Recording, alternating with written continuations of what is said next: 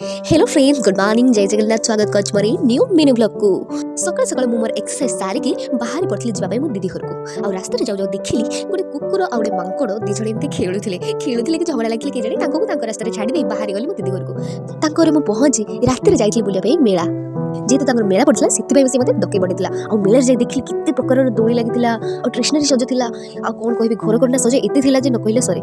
मु तो एते सारा जिंस देखि कोन नेबी पूरा कंफ्यूज होइथली। मो दीदी कहला लो मेला आसु कि नौनु कि सनबु नै मेला सत्य कहूँ मु कहीं मेला जो जाए ना एत सारा जिन देखिए मुझे पाइणी होता है किसन भी कन्फ्यूज हो जाए पुणी घर आसी भावे हे कहीं आनी हे भगवान छाड़ू मो कथा कहीं मो मुंडे किसी चली था मुझे निजे जानी ये कितु लहरी ना टेडी गुड़ा देखिए खाली हुकुर कांदू थाए नब बोली माँ से काखे खाली धाऊ थाए।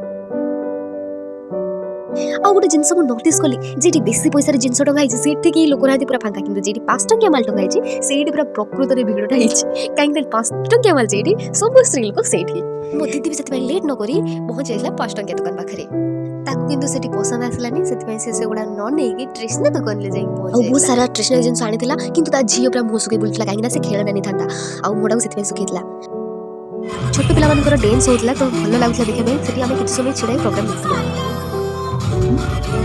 प्रोग्राम देखु देखु मो दीदी एते भोक लगी सी एमती खाऊला जमी 12 वर्ष है किसी खाई ना आम कंडे ता बापा सहित जाकि किसी क्लिप आनी आउ ता बो तन तन कर जांच करला कि ठीक अच्छी कि ना कहले हाँ ये ठीक अच्छे से भल से जांच कर सारे आम घर को फेरलु आ फेरला बेले देखिलु से मेला परिवा दुकान भी लगी घर को जाकि जो शोवा गले मो दीदी गोटे शाढ़ी बाहर कर देखला जो बहुत सुंदर लगता जेहेतु मतलब सकाल सकाल आसबार मुझे बाहर रेडी होती मो दीदी कि मतलब छाड़ू ना मो बेग बार बार लुचि रखा मोर जो काम था मुझे पलि आसती। आशा करूँ भिडियो आपको भल लगे। रही बाय।